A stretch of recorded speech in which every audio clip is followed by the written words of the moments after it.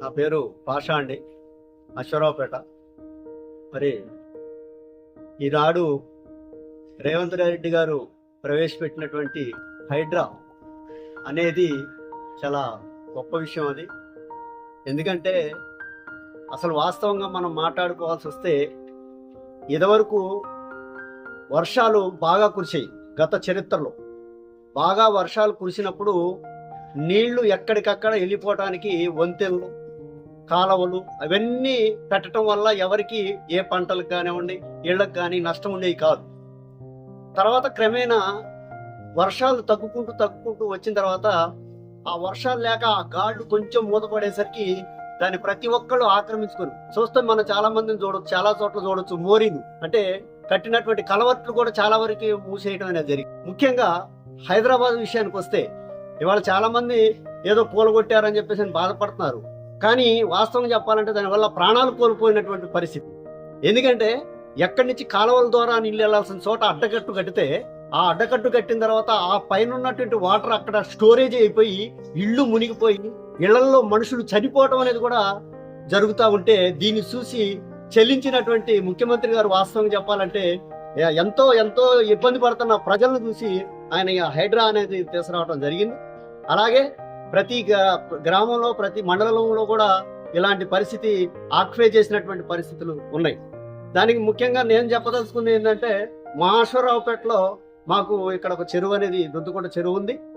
ఆ చెరువు వాస్తవంగా నాకు 12 సంవత్సరాల వయసు ఉన్న కానించి నేను చూస్తా ఉన్నా.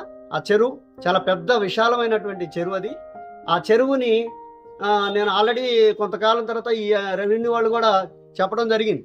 దాన్ని ఎన్ని ఎకరాలు ఉంది ఏంటి, ఆ తర్వాత దాన్ని ఒక నందనవందలాగా తయారు చేయాలని చెప్పేసి గతంలో సర్పంచ్ గారు దాన్ని మొత్తం అంత క్లారిటీగా తీసుకోవటం, కొలతలు తీసుకోవటం ఇవన్నీ చేసి దాన్ని ఒక పర్యాటక కేంద్రంగా చేయాలని చెప్పేసి కూడా ఆలోచించిన సందర్భంలో 30 ఎకరాలు ఉంది అని చెప్పేసి ఆ రోజున తేలవటం జరిగింది. ఆ రోజున 30 ఎకరాలు ఉన్నది. మరి ఐబీ వాళ్ళేమో 30 ఎకరాలు ఉందని చెప్పేసి అంటున్నారు. మరి కొంతకాలం దాటిన తర్వాత మళ్ళీ రెవెన్యూ వాళ్ళు చూస్తే దాని రికార్డు 23, 25 మళ్ళీ అదొకటి చెప్తున్నారు. కానీ ఇలా ఆక్యుపై చేయటం వల్ల అంటే ఎవరు చేశారు, ఏం చేశారు, చేసిన వాళ్ళకి ఇబ్బంది. కాబట్టి ఏంటంటే ఇది కరెక్ట్ అయినటువంటి పని కాదు. నిజంగా వాస్తవంగా మేము అనుకున్నాం ఆ రోజున పంచాయతీలో సర్పంచ్ గారు మొత్తం మ్యాప్ గీసి ఎక్కడ బల్లలేస్తాం, ఎక్కడ చెట్లు పెంచుతాం ఇవన్నీ చూస్తే నిజంగా అశ్వరావుపేట ఒక పర్యాటక కేంద్రం కింద ఉంటుందని చెప్పేసి అని భావించినటువంటి చెరువు ఈ రోజున మరీ దరిద్రంగా ఎలా తయారైందంటే ఊరు మధ్యలో చాలా నీచంగా తయారైనటువంటి పరిస్థితి ఉంది. ఇది అందరూ ఎవరి వల్ల జరిగింది అంటే వాస్తవం చెప్పాలంటే అధికారులు ఏం చేస్తా ఉన్నారు. అధికారులు ఎప్పటికప్పుడు ఏ చెరువు దానికి ఉన్నటువంటి పర్మిషన్స్ ఎలా ఇస్తున్నారు, ఎలా ఇచ్చారు, ఆ పర్మిషన్ ఇవ్వటం అనేది సరైనది కాదు. అది గవర్నమెంట్ భూమి. దానివల్ల ఇంకోటి ఏంటి అంటే చెరువు విస్తరణ ఎక్కువ ఉండటం వల్ల నిజంగా భూగర్భ జలాలు అడుగంటకుండా ఎక్కడ బోర్లు వేసినా మంచి సదుపాయం అవకాశాలు ఉంటాయి. ఇలాంటి చెరువులు, కుంటలు చాలా పూర్తి చేశారు. ముఖ్యంగా అశ్వరావుపేట పట్ల నిజంగా ఏ మారుమూల ప్రాంతంలోనో తెలియని ప్రాంతంలో ఎక్కడో ఆక్యుపై చేశారు, ఎక్కడో ఇది చేశారంటే ఏదో చెప్పుకోవచ్చు. కానీ మరీ దరిద్రం ఏంది అంటే ఈ అధికారుల నిర్లక్ష్యం. నిజంగా చూస్తున్నటువంటి మరి ఇక్కడ ఉన్న పాలకులు చేసేటువంటి పని నిజంగా చాలా ఇబ్బందికరమైనటువంటి పరిస్థితి. కళ్ళ ముందు నడి ఊళ్ళో దొంగతనం చేస్తూ ఉంటే కళ్ళ ముందు చూస్తూ ఉంటే చూసి కూడా వదిలేయటం అనేది అంటే ఇది చాలా దౌర్భాగ్యమైన విషయం. ఈ దొంతుకొండ చెరువు అనేది చాలా ఇప్పటికైనా సరే దాన్ని అంతకుముందు మ్యాప్ ఏదైతే గీశారో ఆ మ్యాప్ ప్రకారం ఒక మంచి నందనవనంగా తయారు చేసి నిజంగా దాంట్లో చిన్న చిన్న స్టీమర్లు కూడా పెట్టుకునే అంత విశాలమైనటువంటి చెరువు. నిజంగా ఆ చెరువు మళ్ళీ మాకు ఉంటే బాగుండు. ఆ చెరువు ఇలా అలా వాళ్ళు ఏదైతే మ్యాప్ గీసి చూపించారో ఆ మ్యాప్ ప్రకారం ఉంటే బాగుండు అని చెప్పేసి అని అనిపిస్తా ఉంది. హైదరాబాద్లో ఏ రేట్ అయితే ఉందో నిజంగా ఆ భూమికి గజానికి కానివ్వండి, సెంటుకి కానీ ఏ రేట్ అయితే ఉందో దాదాపుగా అశ్వరావుపేటలో ఈ చెరువు ఈ ప్రాంతంలో కూడా అదే రేటు ఉంది. కాబట్టి దీన్ని ఆక్యుపై చేయడం కోసం మరి అధికారులని వాళ్ళని అడ్డం పెట్టుకొని చేస్తున్నటువంటి పని. కాబట్టి ఏంటంటే కానీ దీనికి సంబంధించి ఎవరైతే అధికారులు పొరపాటు చేశారో వాళ్ళని కూడా ఖచ్చితంగా శిక్షించాలి. రెండోది ఏంటంటే ఇప్పటికైనా సరే ఈ చెరువు మా అశ్వరావుపేట ఒక మంచి పర్యాటక కేంద్రంగా మా చెరువు బాగా ఉండాలి అంటే దాన్ని కంపల్సరిగా తీసి ఆ చెరువు ఎంతైతే విస్తీర్ణం ఉందో ఆ రోజున ఐబీ వాళ్ళు ఎంత చెప్పారో అంత ఆ గవర్నమెంట్ చెప్పిందే, గవర్నమెంట్ లెక్క ప్రకారం ఉన్నటువంటి చెరువుని నిజంగా తయారు చేసి ఒప్పచెప్తే మా ఊరు ఒక మంచి పర్యాటక కేంద్రంగా ఉంటుందని చెప్పేసి అని భావిస్తాం. మా చెరువు మాకు కావాలి అంతే.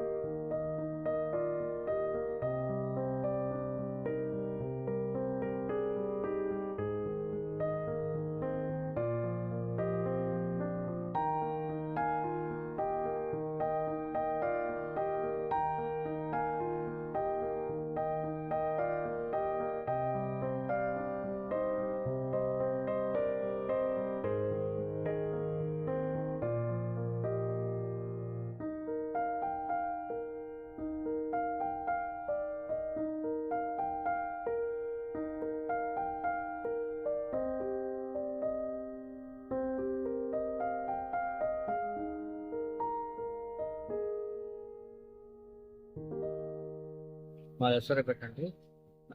నా పేరు ఆరేపల్లి సూరిబాబు. తన నుంచి పొడి చెట్లు మంచినీళ్ళు తాగేవాడు, నీళ్లు బాగుండేవి. తర్వాత ఎవరి కాళ్ళే కబ్జా చేశారు.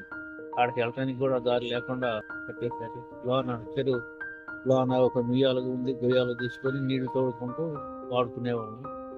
కానీ ఇప్పుడు అంతా కబ్జా చేసేసారు. కొందరు ఎవరి కాళ్ళే కబ్జా చేసి లోన చెరువులోకి వెళ్ళకోకుండానే చెరువుని కబ్జా చేసేసారు. మా చెరువు మాకు కావాలండి.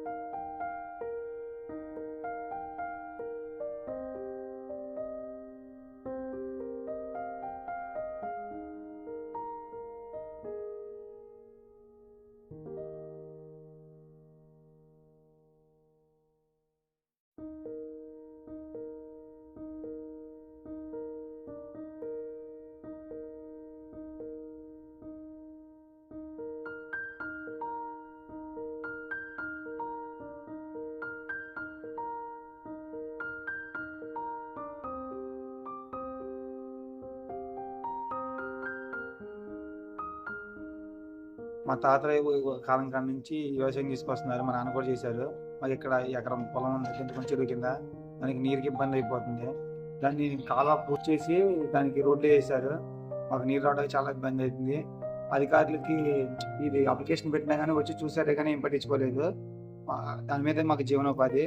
అలాగే చెరువు కూడా కబ్జా చేశారు. దానికి మాకు నీరు వస్తాకి చాలా ఇబ్బంది అయిపోతుంది. తాగునీరుకి అసలుపేట ప్రజలందరికీ చాలా ఇబ్బంది అయిపోతుంది. అది కబ్జా చేయడం వలన అది కబ్జా చేశారు. మా చెరువు మాకు కావాలి.